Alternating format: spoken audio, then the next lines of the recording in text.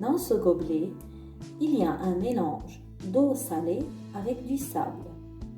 L'objectif de notre expérience est de séparer les constituants de ce mélange et de récupérer le sable et le sel.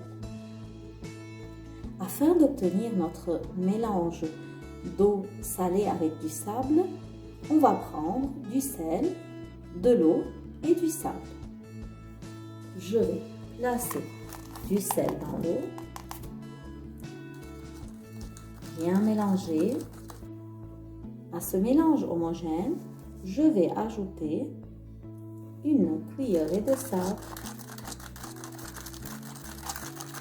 et je vais bien mélanger. On obtient de l'eau salée avec du sable. Afin de séparer le sable de l'eau salée, je vais utiliser la technique de la filtration. J'ai besoin d'un papier filtre, d'un entonnoir, d'un gobelet vide et du gobelet contenant l'eau salée avec le sable. Alors, je vais placer l'entonnoir dans le gobelet.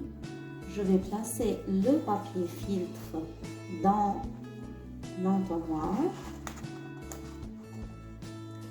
Et je vais verser le mélange sur le papier filtre qui est dans l'entonnoir.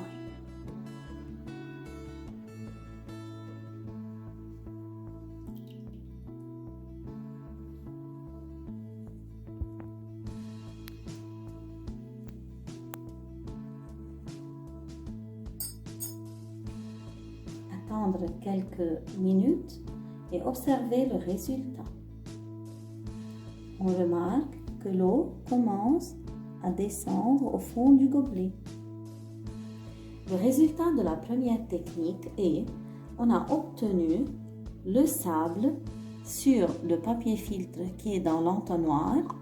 Alors, si je soulève le papier filtre, je peux voir que le sable il s'est déposé sur le papier filtre.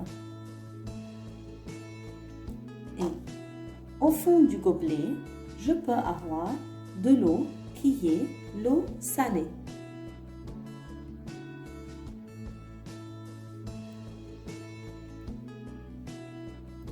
La deuxième technique qu'on va utiliser pour séparer l'eau du sel, alors je vais placer l'eau salée que j'ai obtenue de la première expérience et je vais la mettre sur le feu. Il faut attendre l'ébullition de l'eau.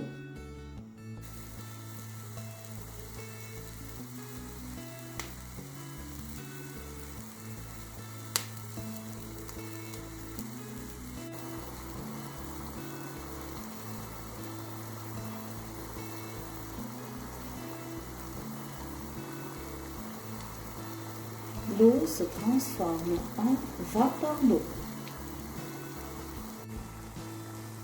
Si je vais essayer de récupérer l'eau qui s'évapore, tout ce que je peux faire, c'est approcher une assiette froide au-dessus de la vapeur d'eau qui se dégage.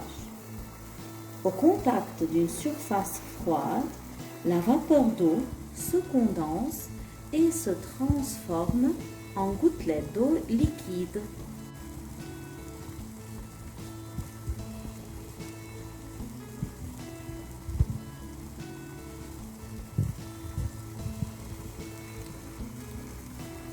Regardez l'eau. La presque totalité de l'eau s'est évaporée. Tout ce qui reste dans le cristallisoire, c'est du sel.